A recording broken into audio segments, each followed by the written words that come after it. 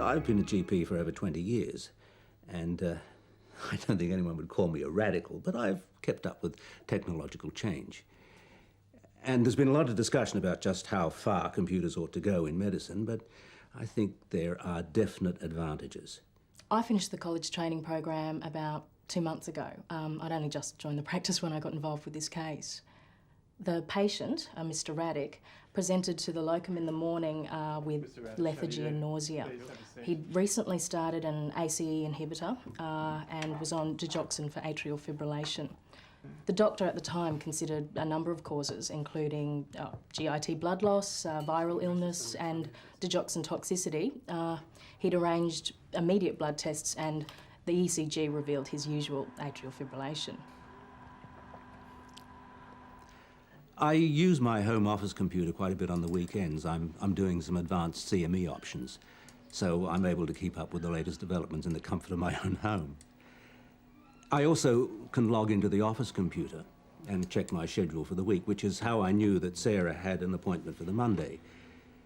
She's been a patient of mine for about 5 years, and she was pregnant for the first time. About mid-afternoon, Mr. Raddick was out and he collapsed. Someone called the ambulance and they arrived within about 5 minutes. The patient was unconscious at the time and the ambulance officers found that he wasn't breathing and was pulseless. He'd arrested, basically. On a postcode. Clear. He's in an AF at the moment. They managed to get him back into a slow AF with spontaneous respiration and a recordable BP. They left the scene in about 2 minutes.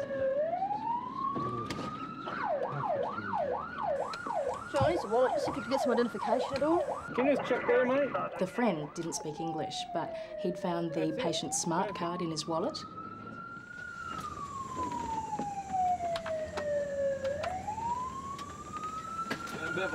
All right, he's got a cardiac history.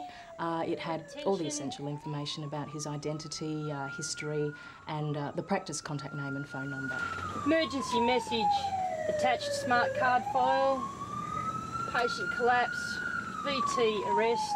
Defibrillated to slow AF. Now hypotensive. The ambulance transmitted that information ahead to emergency, but not far from the hospital, Mr. Raddick started to deteriorate. His pulse was irregular and he was becoming slower and weaker. At that stage, his chances didn't look very good. Hi, Sarah. Hi, Jessica. Have a seat. Thanks. We've got electronic check-in, so I was alerted as soon as she arrived in the waiting room.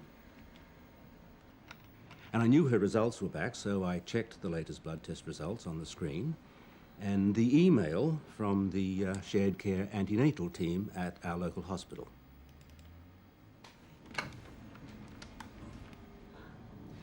Ask Sarah to come in, will you? Sarah was 34 weeks pregnant, and we were concerned that her baby wasn't growing at an appropriate rate. She was worried, naturally. Sarah. How are you? Not too bad. Yeah? Now, how has everything been? Okay, I'm just a bit tired because I've been stressed about that last ultrasound. I haven't been sleeping. I'd referred her to an ultrasound centre, and it was good to be able to share the results with her on my video email. You just have a look at this. Hi, Brian. Regarding Sarah's case, we've done the ultrasound scan. I agree clinically that she feels a little small. However, biparietal diameter, head circumference, abdominal circumference and femur length are all normal. The local volume is a little bit low, but it's essentially a normal ultrasound scan, and I'm pretty happy that all's well. That is such a relief. I thought it might be. Thank you. It's things like that that make me feel much more connected to her overall health care. And it makes shared care much more rewarding. And it's made me interested in a new area of medicine too.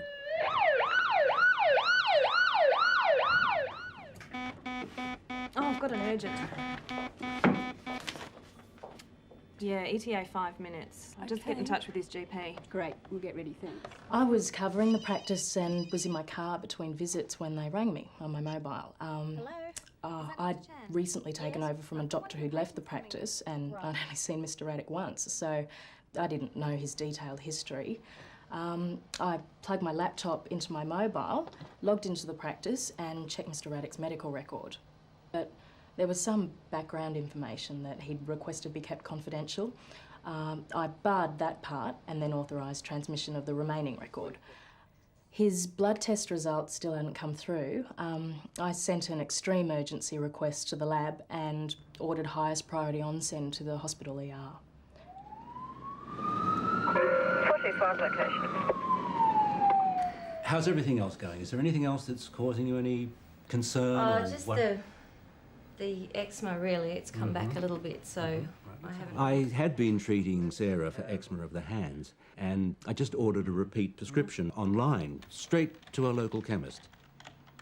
I mean, I wouldn't want to go back to writing these things out by hand. It's just so much easier and provides much better tracking and cross-checking. Okay.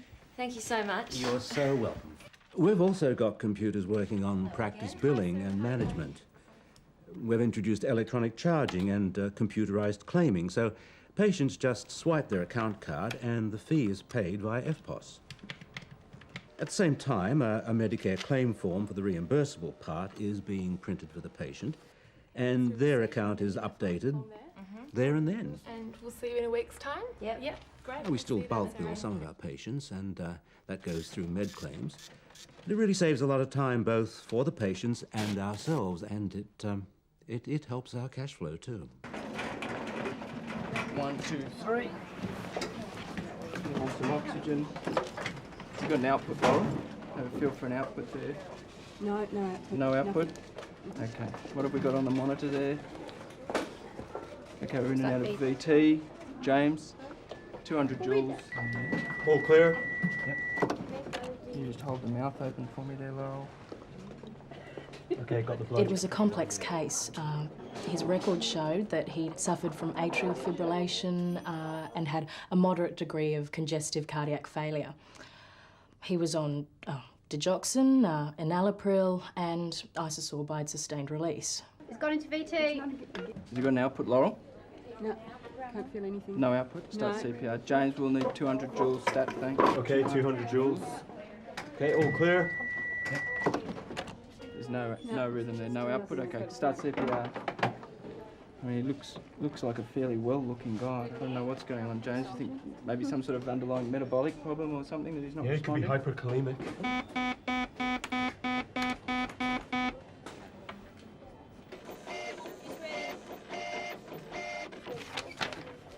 Dr. Jones, I've got some urgent blood test results from Dr. Chan. Right, oh boy. Potassium is hyperkalemic 7.2, digoxin level 6.1. 6.1? 6.1. Okay, let's get some dig antibodies, shall I? The digoxin toxicity, in combination with the hyperkalemia from the enalapril and his failing renal function, it made it difficult to resuscitate him.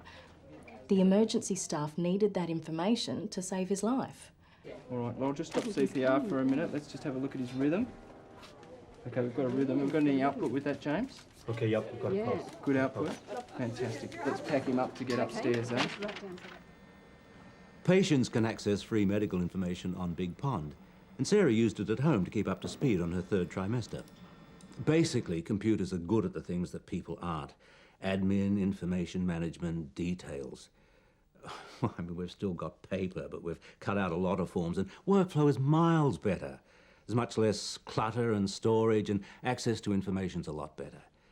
And that means more time for the patients and better patient care. Once they got him back into a stable rhythm, he was transferred to the ICU. Okay, James, The hospital became involved with us and community services to plan his discharge. It was all coordinated through email contact over a few days to keep everyone informed. Several days later, he was discharged. A very grateful man. And